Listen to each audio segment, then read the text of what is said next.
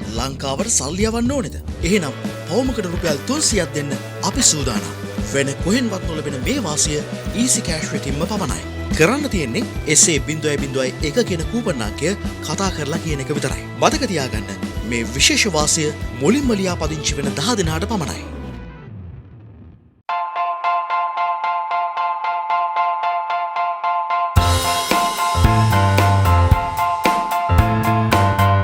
ඇවිල්ලා ඉන්නවා region street එකට Apple Store එකට ආවා.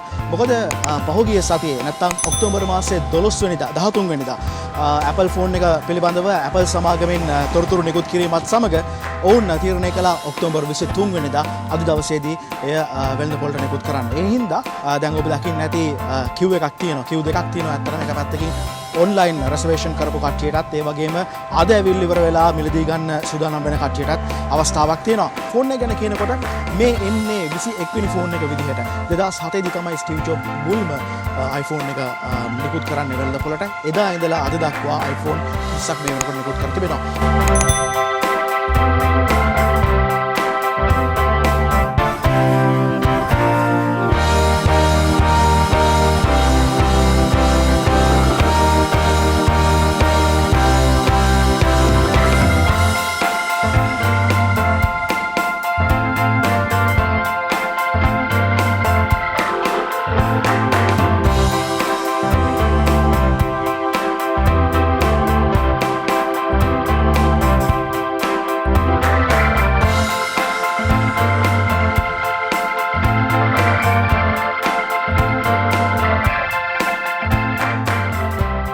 වැඩේ පටන් ගන්න කලින් කියන්න iPhone 12 Pro එක unbox කරන එක තමයි මම මේ කරන්නේ. iPhone 12 review එකක් නෙමෙයි මේ. ඉතින් iPhone 12 23 වෙනිදා ඔක්තෝබර් මාසයේ 23 වෙනිදා Apple වෙළඳපොළට නිකුත් කරා. ඉතින් phone 4න් 3ක් මේ වෙනකොට වෙළඳපොළේ තියෙනවා. මිලදී ගන්න හැකියාවක් තියෙනවා. එතනින් iPhone 12, iPhone 12 mini, iPhone 12 Pro කියන මේ ෆෝන් තුන මේ වෙනකොට මිලදී ගන්න වෙළඳපොලේ තියෙනවා. ඉතින් iPhone 12 Pro Max එක වෙළඳපොලට නිකුත් වෙනවා නොවැම්බර් මාසයේ 13 වෙනිදා. ඉතින් කැමති කෙනෙක්ට පුළුවන් නොවැම්බර් මාසයේ 13 වෙනිදාන් පස්සේ iPhone 12 Pro Max එකට යන්න. ඉතින් අතරම පිරිමි කෙනෙක්ට මම නම් හිතන්නේ iPhone 12 Pro එක තමයි ගැලපෙන්නේ. මොකද සාක්කුවේ දාන් ගන්නත් ලේසි. සාමාන්‍යයෙන් හෑන්ඩ් බෑග් එකක වගේ දාන් යන්න තමයි iPhone 12 Pro Max එක ගැලපෙන්නේ කියලා මට හිතන විදිය. ඉතින් මම ගත්තේ iPhone 12 Pro එක මේක unbox කරන්න තමයි අද හදන්නේ. මේකත් එක්ක charger එකක් නැති හින්දා මම MagSafe charger එකක් ගත්තා. මේක pound 39ක් වෙනවා. ඒ වගේම USB-C adapter එකක් ගත්තා. මේක මෙහි pound 19ක් වෙනවා. හොඳයි එහෙනම් ඉතින් අපි මේක unbox කරගමු.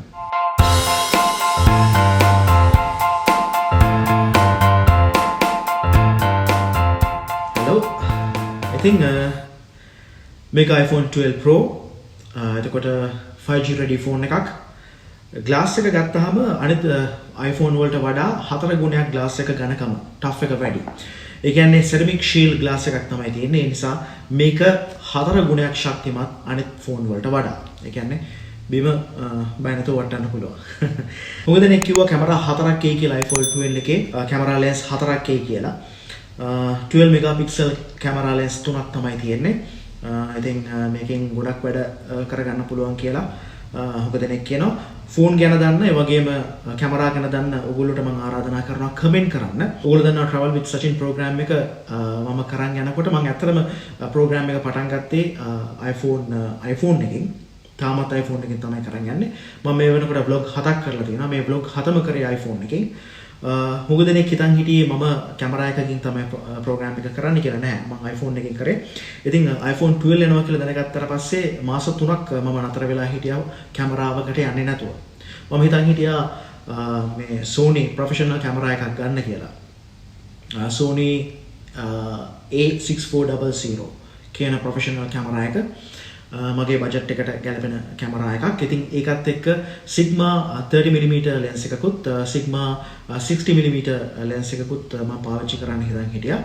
ඉතින් මේක ආවත් එක්ක මේකත් පාවිච්චි කරලා බලන්න මට ආසාවක් තියෙනවා. මේකේ කැමරාව හොඳයි නම් මම වෙන කැමරාවකට යන්නේ නැහැ. මේකම දිගටම මගේ වැඩවලට තියාගන්න මම හිතාගෙන ඉන්නේ. මට ඕනේ සිනමැටික් වීඩියෝස් කරන්න. ඉතින් ඒ හින්දා මට මේක ගැළපෙයිද කියන එක ඔයගොල්ලෝ තීරණය කරලා ඉවරලා මට කමෙන්ට් කරන්න අමතක කරන්න එපා. ඔයගොල්ලෝ හිතනවා නම් මේකට වඩා ප්‍රොෆෙෂනල් කැමරාවකට යන එක හොඳයි කියලා ඒක නත් කියන්න අමතක කරන්න එපා. ඉතින් තව මේ ගැන කියනවා නම් ෆෝන් එක ගැන වැඩි කියන්න දෙයක් නෑ. ඔයගොල්ලෝ උඟ දෙනෙක් දන්නවා මේ වෙනකොටම ෆෝන් එක ගැන. මෙගා සේෆ් charge එක ගැන කියනවා නම් කෝ charge එක? charge එක යන්නේ පොඩ්ඩක් කියන charge එක අරන්. charge එක ගැන කියන්න කලින් මතක් කරන්න ඕනේ මේ iPhone 11 Pro එකේ display එක 5.8 inches වලට තමයි කලින් තිබ්බේ. දැන් මේකේ display එක පොඩ්ඩක් ඊට වඩා ලොකුයි. ඒ කියන්නේ 6.1 දක්වා display එක ලොකු කරලා තියෙනවා. ඉතින් බැලුවල්මට හොඳ පෙනුමක් තියෙනවා. ඒ වගේම gram 198ක් බරයි කියලා තමයි කියන්නේ. අතර දැනනවා ඒ බර. හොඳ නිමාවක් තියෙනවා.